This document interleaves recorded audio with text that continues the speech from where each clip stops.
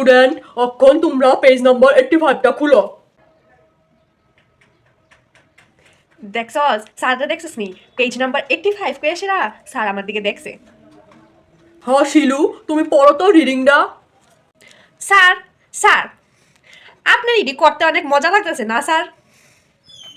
কি? Sir sir আপনি সবসময় না আমারে, আচ্ছা বাদ দেন স্যার, আপনি আমার কোন আমি কই দিকে পড়তাম। কিতা তুমি জানো না সবাই তো সিরিয়াল ওয়াইজই পড়তাছে, তোমার মনটা কই থাকে? না না স্যার, কি রে আমার কস না কই দিকে পড়তাম।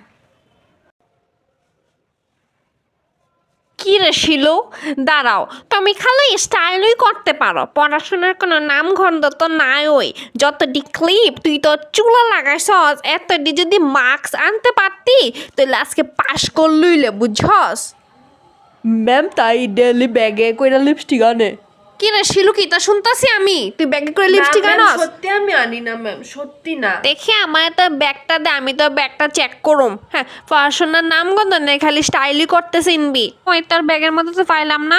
ম্যাম তাই হাতের মধ্যে। ওই তো দি দে, হাতটা দে, দে কইছি দে।